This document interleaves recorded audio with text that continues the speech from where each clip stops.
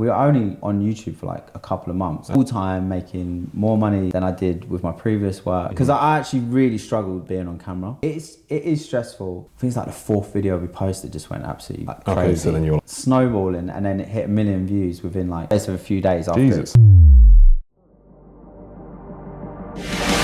With the real world.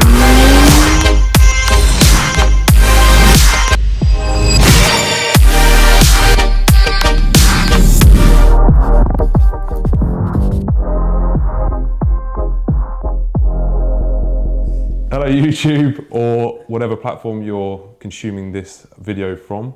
I have with me a very special guest, Joel, from DadVGirls. A lot of you probably will have recognised him because he's pretty prolific across most social media platforms. He and I actually met in the digital world. You found me through TikTok, didn't you? I found your video on TikTok, and then I went over to Instagram, followed you. Then I think we just started messaging. Yeah. Yeah. I think I might have reached out to you actually, because I think I saw your page and was massively impressed with what you've done. So for those of you who don't know who Joel is or what he and his family does, is that you have well, I suppose the best way to put it is, the guy is an insanely gifted content creator. He said he classed himself as a YouTuber, but I was very interested in Joel based on, like, I could reverse engineer what he's done and how he's built his brand, and he and his family's built his brand. And what you've done is exceedingly impressive in that you have managed to talk to an audience on a level that I've yet to really see anyone else do. I mean, we'll talk a little bit about your fans in a bit, but when I was looking at your content and the response and engagement you get, it's incredible. And I think, so you've run a channel with you and your family. Do you want to kind of talk a little bit about it, or kind of summarise it a bit like I do? So the YouTube channel is called DadVGirls because I have 5 daughters. It's crazy. So it's me versus the women in my life. And we just kind of make like fun, light-hearted content. We do a lot of like challenges. So most of our videos are based around some kind of challenge, like only eating red food for 24 hours, or I don't know, there's a lot of different like food or shopping. These are like the kind of popular videos for us. And we just kind of do that. We have fun with it. And we've been doing it for about 4 years. And it's just, yeah, it's mad when I think about, like, it kind of started as this idea of like, oh, like maybe we could try this thing, to what it is now. It's like, yeah. Whose idea was it in the family to start this off? Was it yours? Yeah, it was definitely my idea. But there were so many different reasons why we sort of got to a point where it's like, okay, we're going to start this YouTube channel. Like my background is like filming and editing. So I had these skills that I really enjoyed, but I didn't really enjoy just like making videos for clients and stuff like that. I'd done it for a while. I kind of was like, I don't know, like the other thing as well is like the more I'd throw myself into that career, the more it kind of just take me away from my family. I was like, I'm really ambitious. I really enjoy like creativity, but I also really like family is like my number one thing. So it's like, I remember listening to like a podcast, and there was a guy on there, he had a family channel. I was listening to this podcast, like, wow, this is crazy. Like, they're just living this life, like fun, making videos, making good money, like doing all this stuff together as a family. I'm like, that just sounds like an absolute dream job. And then I know like kids were watching like stuff on YouTube, and I started paying more attention. And then eventually I was like, okay, should we just like start this family YouTube thing? And everyone was like, yeah, like cool, let's do it. And then I remember saying like, okay, let's not look at the numbers, right? Like, let's not look at the views. Let's kind of like say that regardless of anything, let's do it for a year, so that we don't get disheartened by, we post a video and it gets like 1 view and then we're like, oh, this isn't working. Let's just kind of like go, okay, we'll do it for a year. Don't look at the numbers.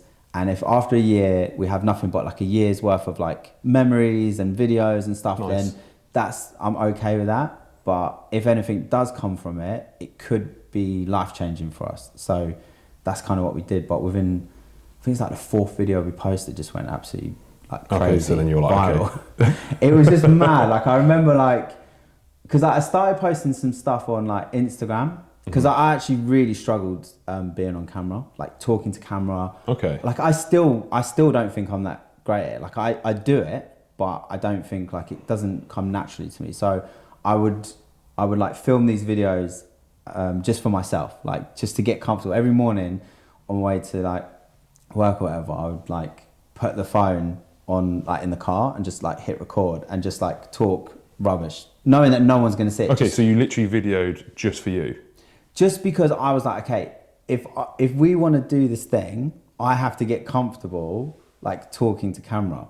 Do you know what I mean? Like that is the hurdle for me right now, is like on the other side of this thing, which I need to like conquer, is like something that we really want to do. So like, I think I always say to people, like, not like most people, you got to be rubbish at something before you can be good at it. Do you know what I mean?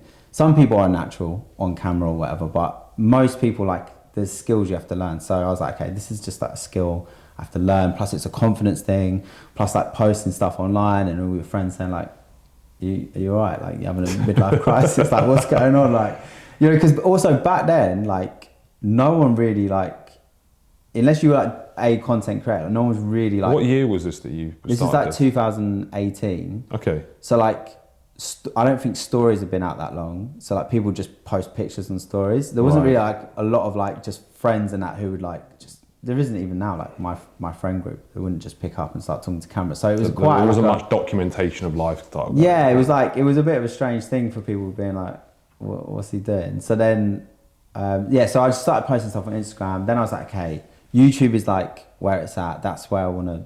So we posted our first videos. Like, did you just figure that out on your own, or did you have like a mentor or business consultant? Or no, like my mentors wouldn't know they're my mentors because they've never spoke to me. Right. They're just like, I would listen to podcasts or I'd watch YouTube videos or I'd study what other people have done, like how they've been successful at it. I think that's the great thing about the internet. Like, it's what I always say to like my friends who are starting businesses and stuff. I'm like, just find other people who have like done it successfully. They've already wrote the blueprint for you. Of course, like you put your spin on it, but like you don't have to reinvent the wheel. So for me, I just literally just studied like certain people, whether it's like, oh, that person's good at like, their ideas are good, or this is like a family channel that's kind of like we could do something similar, or whatever the thing I was looking for. Just find people that have already done it and reverse engineer. Literally, yeah. And then, so yeah, we posted the first video on YouTube.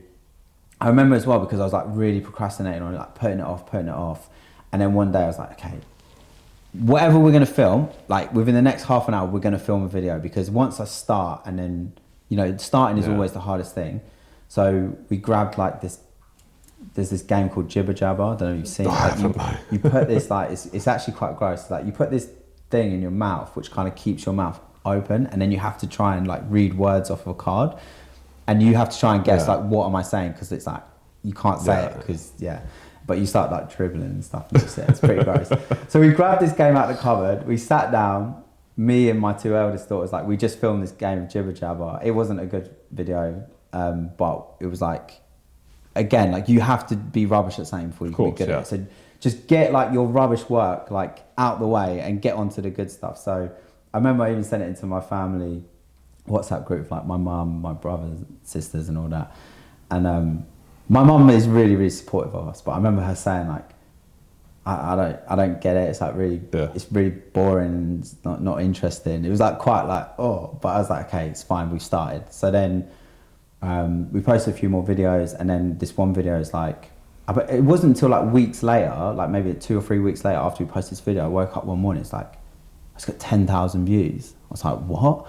Like 10,000 for us then was like massive. We were getting like 200 views. So it was like, and then checked like an hour later, it's like 20,000. I mean, it just started compounding. I remember just like, we would be like shouting from the house, like, it's got 50,000 views. And then like going to bed and then waking up the next morning, it's like, it's got 500,000 views. It was just like snowballing. And then it hit 1 million views within like the space of a few days after it started snowballing. And then we were like, okay, wow, like we're really onto something here. So we just carried on posting videos, and then we got approached by a management company like really early on. We'd only been on YouTube for like 6 weeks, and it was like 6 weeks. Yeah, you kind of rocketed then. Yeah, it was actually just it was mad. So we like, YouTube used to do this thing where they'd like feature it's like creators on the rise. So like they'd put you on the homepage for like 24 hours and be like, you know, check this person's video. That it didn't really do anything for our views. Like I don't think a lot of people were really on that page of YouTube.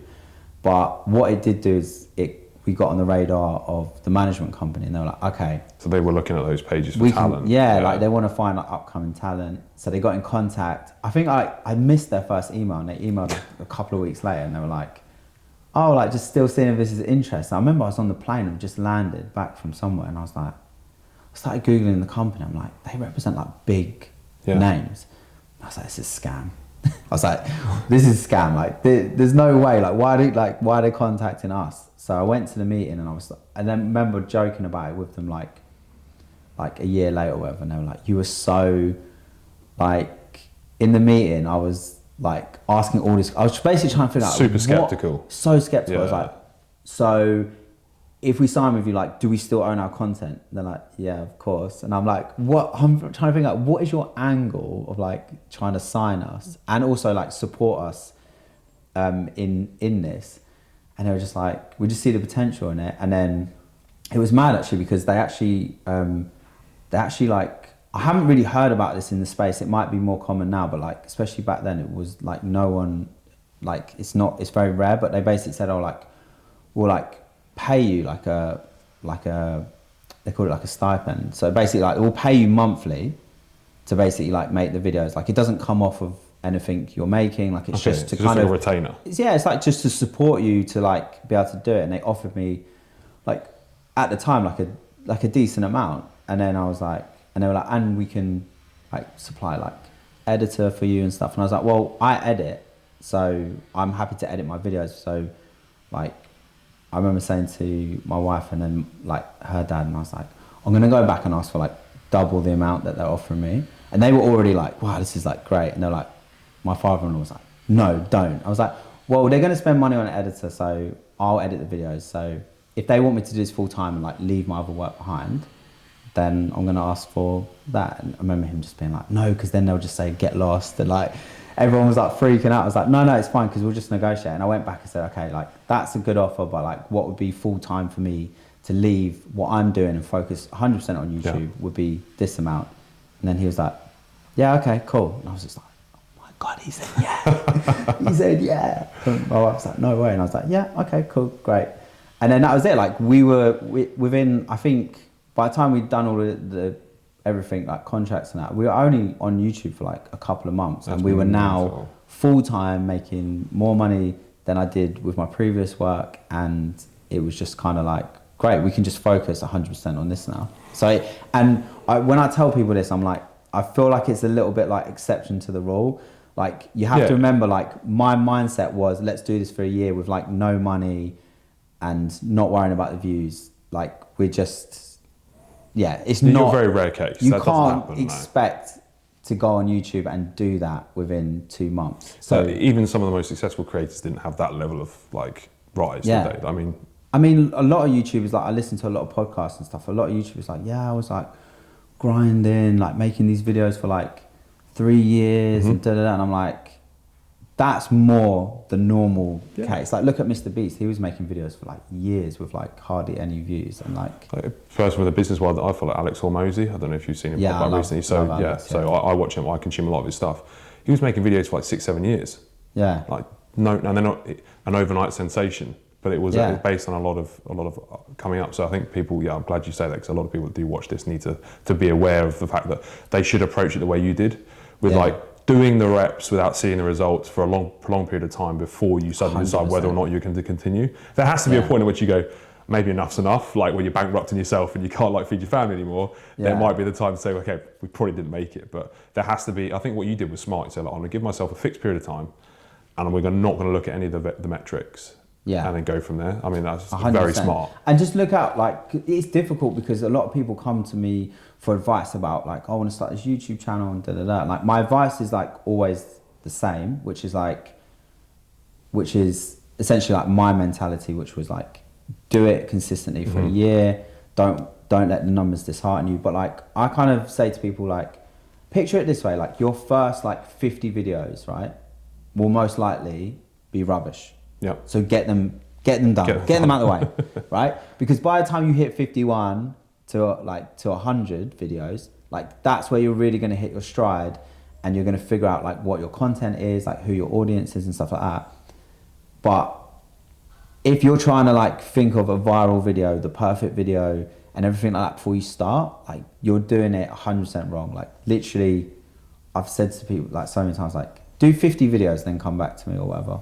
And like my sister-in-law, so my wife's sister, she started a family channel over a year ago, and I gave her some advice like initially, and she went off, she did it for a year consistently, and I think like their views weren't like, their views were like, I don't know, maybe they got to a point where their views were like about 1,000 views a video, but it's like, you know, they weren't making any money from it and stuff. So it's like they also had that same mentality of like, we're just going to do it, we're going to figure it out. And then now their videos are like, I don't know, between 50, 70,000 views a video. So they're now starting to hit their stride. So it's like, that's my advice to people. Do it for a year, like get all the other, figure out everything, and then you're going to start to see some traction and stuff like that. Or you might not, because you might just. There's a great book I read called Outliers once, written by a guy called Malcolm Gladwell, who studied a lot of the most successful, Bill Gates, you know, the hyper successful, and he talked about a 10,000 hour rule, which is similar to what you're talking about. So there has to be a certain amount of time invested into a skill before you become an expert at it. Yeah. And you know, people seem to forget that part. I think social media has a bit of an issue with that, because you get this greenhouse or like glass window effect where you're seeing these hyper successful people and you don't really see the iceberg and how much time and effort and sacrifice goes into that. And we were talking a bit about that off camera earlier, weren't we, about a lot of people see what you do and think it's easy, and they still assume that even though you're skilled at this, that like life is amazing for you and like you can just crank out videos at will. Or like, what actually goes on behind the scenes, and like how hard is this to, like, because you've got a family to juggle. It's not just you doing it either. It's not like, hi guys, like, see you later guys, I'm off to go film some videos. You're like, right, we need to involve the whole family. You've all got different commitments. Like, you've got 5 girls, for God's sake. Like, that's a lot. What's it like for you actually behind the scenes? Like, it is stressful. Like, and I don't want people to get the wrong idea. Like, this is our dream job. Like, we are very blessed to be doing what we're doing. But people definitely don't see the hard work that goes into it, and also just like all the variables of things that can go wrong. Because like essentially, like our family show, it's like, you know, it's in a sense it's like a sitcom, you know, like there's multiple cast members, so there's multiple different reasons why we go to film and then we can't, because like, you know, someone's not well. Like you've got like 7 people who could potentially like not be well, or be like, I don't know, like not feel up to filming, or I don't know, like even once like we went to film something, and my second youngest, Chloe, like she fell over and hurt herself. Like literally we were like, I think we were doing like a shopping video, we were literally walking from the car to the shopping centre. She fell over, hurt herself, and like she just doesn't do well when she hurts herself. She'll cry for like the longest time. So it's like, we didn't film that video, and people won't understand like why, you know, like why was there no video or whatever, you know, like people just kind of, they do get quite angry if you miss your upload schedule. But when we first started, we did 3 videos. No, we did like 2. We eventually ended up doing like 3 videos a week. Wow. But the thing is, back then, like we used to film like 2 of those videos in kind of like a studio setup. So as in like, we'd sit down like this at a desk and we'd do like a challenge, like we're gonna eat spicy noodles, or we're gonna spin this wheel and whatever it lands on you've got to eat, or whatever. Like they're quite easy to film. Like you could film like 2 back to back. Like say like this podcast, you could film 2 of these back to back. But then we found like the vlogs did much better, where we were like out and about filming and stuff like that, but they take up a lot more time and like mental space and stuff like that. So we stopped doing as much studio stuff. We started doing more vlogs, and we're just like, we can't keep at this pace. So we went down to like 2 videos a week. And then at the beginning of this year, we went down to 1 video a week, and people do, and I get it, like they really enjoy our videos, like they find it hard to understand like how it isn't easy, like you don't just pick up a camera. But we don't just pick up a camera and just film, like there's a lot that goes into it. And the thing is with YouTube, like we've always said this since we started, like we were very aware of the fact that like YouTube can, with YouTube being like a very lucrative like business, it could very quickly like consume like our whole entire lives. And we were always like very like vocal about, we want YouTube to be part of our life but not our whole life, because you think, well, the more videos you film, like the more money you make. right? But then your family life is just filming videos, and we never wanted it to be like, in the future we'd look back and be like, we made all that money, but like we kind of ruined the family dynamic by just like filming. So we've always been really careful about that. Do you have like a set structure with that? Because it's no different to a normal family dynamic, but yours is even more involved. So like, for example, my wife and I both work. We both got like a couple of, well, she's got a couple of businesses, I got a lot. She works as a doctor, and you know, we enjoy work as well. Like you got a dream job. Yes, it's hard, but it's also something you guys enjoy. Is that something that you've always done in terms of finding that balance? And did you say that from the get-go? Like, look, we need to have family time, we need to have work time, because obviously you're filming your kind of family time as work. Yeah. So how did you like say? How do we separate those two things? So I don't know how much of this was conscious and like subconscious, but we don't vlog our lives. Like most content we put out is curated for YouTube. Right. So we aren't like, oh, this is an interesting moment that's happened in our lives. Here's a camera, right? And I'm so glad that we did that, because that, I feel like, is quite a slippery slope of like anything that's like fun, interesting, sad, dramatic, camera comes out. We've never, ever done that. We're like, on Saturday, we are going to film whatever the, like, only eating IKEA food for 24 hours, right? I know, these are like, if you're not like in tune with like the kind of trends and stuff on YouTube, like these video ideas seem really weird, but people I can see the appeal. So anyway, we're like, okay, on Saturday, we're gonna film 24 hours only eating IKEA food. We're not like, oh, over the course of a week, anytime anything interesting happens in the family, we're gonna whip out a camera.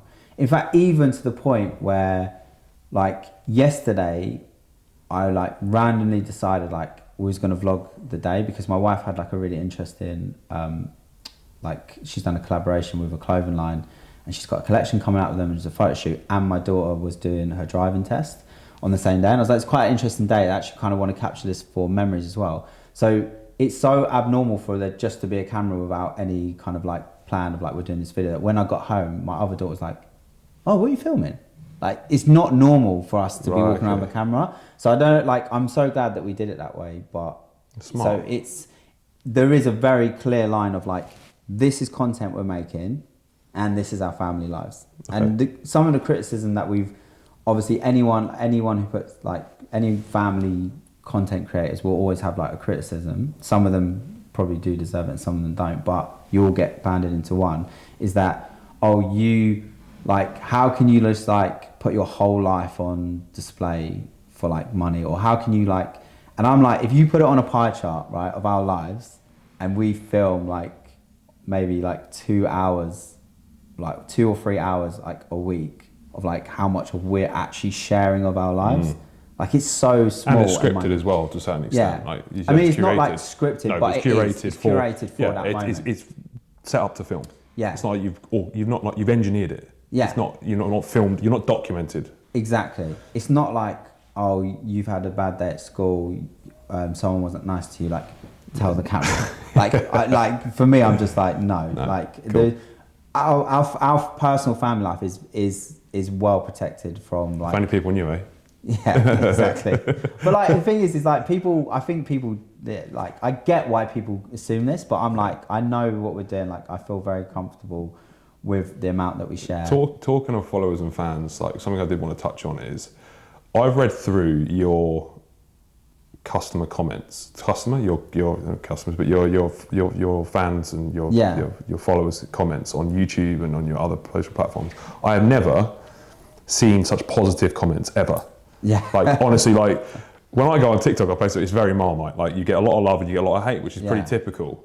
Yours is an astounding amount of positivity across the board. Like, and me and my team actually looked at it and were like, how the hell have they done this? Because it's very rare to see, even on other family channels. I've looked at some other ones as well, and I'm like, yours is especially positive. Yeah. How do you think that you've managed to create a fan base that is so positively invested into you? Yeah, I feel, again, like, I feel really lucky. Don't just be humble either. Like, no. I do feel really lucky. Like, I do really think that, like, obviously there is like conscious thought about like what we put out and stuff, but in the beginning there wasn't. It was like, you know, we were just, but I do feel lucky, like our fan base on the whole, like 99.9% of them are like really just like positive. They really enjoy the videos. They get a lot from the videos. And I don't know, like we don't cover anything like controversial. I think the problem that like a lot of creators can get into is like in the vein of like trying to create like viral content, you can cross a line where it's like, okay, well, it's controversial or it's dramatic or whatever. So I think we've always just stayed away from that because we curate the content. Like, you know, it's not like, oh, this is how we discipline our children. You know, well, you're going to have people that agree with you and people that are like, that's like so out of order. Like, how can you put Chloe on the naughty step for 10 minutes? You know, like they'll like, that's when the comments come. It's like, and people do disagree with us. Kind of alluded to earlier, like you are, yes, a content creator, but I would say foremost probably a very good business brain.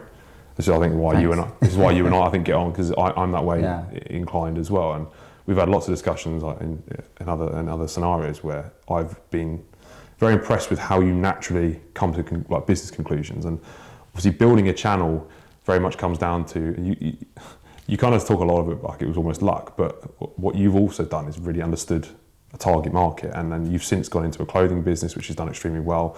All of these things require you to understand a set of people on a granular level and their psychology in terms of solving problems and fulfilling those with either, you know, a service or clothing and understanding how people buy or consume, which you seem to do extremely well just naturally, which you've obviously refined over time. Is this something that you think you're going to continue going forward in terms of the business realm? Like, what's the progression from here? I love business. All the content I consume personally is all business related. Like, I've always read like business books since I was like, I think the first book I ever read was like when I was about 21. I read Rich Dad Poor Dad, and from then I was like, literally like hooked. I was like, oh, like you don't have to just like work a 9 to 5 and hope to get like a really good like salary. Like you can do whatever. Like it is like that really excited me, and I love content creation, but I equally love like the business side of it. So like we have like made a business of YouTube, you know, like we have approached it as a business. Obviously like the content you see, it's us, you know, and we really enjoy it and we have fun. And then there is like a business aspect to it, like starting the clothing line. But yeah, I don't know, like it just really interests me. I've always been fascinated. Anyone that started their own business, like, you know, and I will always just ask them like a million questions, and it's something I just really enjoy. So yeah, like listening to like podcasts and stuff like that, and you learn stuff and it kind of changes the way you think and then the way you approach like your own content and, you know, marketing and, you know, just seeing what's commercial and stuff like that. But I think, and just like, I just study other people who do things that I might want to do. So like starting a clothing line, okay, cool, like let's have a look what other people have done. Okay, how can we do it better?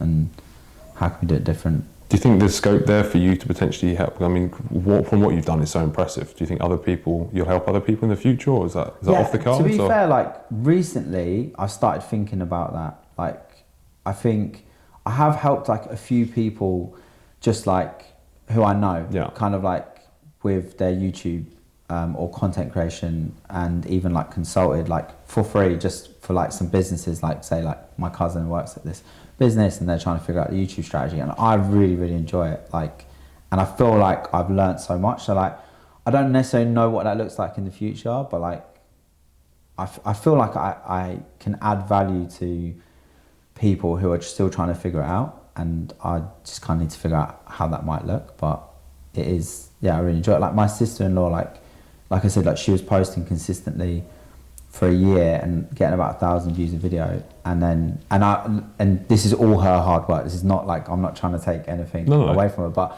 I was like, eventually I was watching it, I was like, yeah, like she's really like showing that she's like dedicated to this. And I said to her, like, why don't you come over and like we just sit down for a couple of hours, just go over, because from what I could see, and like I wish that, you know, I had someone that could have done that with me when I started, but like from what I can see, like you're actually like working like harder than you need to and making it slightly more difficult than you need to, whilst also like not getting the results you want. Because like to get the results, it's actually way simpler than what you're doing. So we sat down, I went over a whole strategy with her, and like it wasn't like overnight, but within a couple of weeks, like her content was like, you know, it's getting like up to like, I don't know how many times more, but she went from 1,000 views a video to like now she can get anywhere up to like 70,000 views a video from that, like not from that one conversation. It's her hard work, it's her applying. No, that's how a mentor works. Right? I definitely don't want to take like, credit. A mentor doesn't walk the walk, the person has to walk the walk. You just lay out the path. Exactly. Yeah. But like from that advice, I'm like, oh, okay, like that was so, I got so much like fulfillment from being able to do that. I'm like, yeah, I'd love to be able to help people. That's what I think it would be lovely if you, I think from my personal opinion, like you've got a gift and you've done extremely well, and I think it would be nice. It would almost be selfish not to give out some of what you've learned, because you are very good at what you do, and like obviously you've got a lot to give from a lot of different aspects. I mean, there's so many, and you and I know we've spoken about this before, but there's so many routes you could go down, because I think you as a person are very well rounded. I sound like I'm blowing up smoke up your ass, but you know, it's like keep it coming. Yeah, keep it coming. No, you're a very well rounded person. You've got a lot to offer. There's so many things that you could offer to people.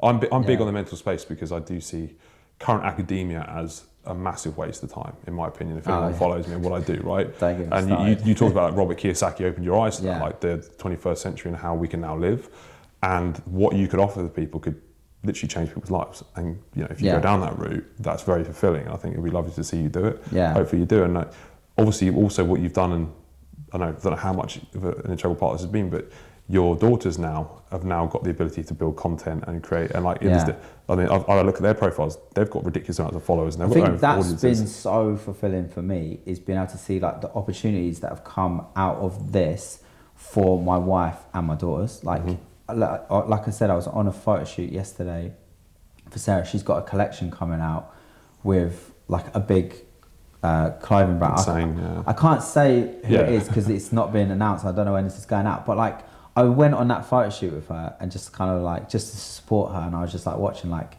this is just mad, like this has all come from this thing that we did. And then my eldest daughter, she was like the face of Hollister. She's like at one point, like, you literally went, like any Hollister you went to, literally like she was there. Like we flew to Austin, Texas for a photo shoot, and like this huge production, like she was one of like a few people that did it.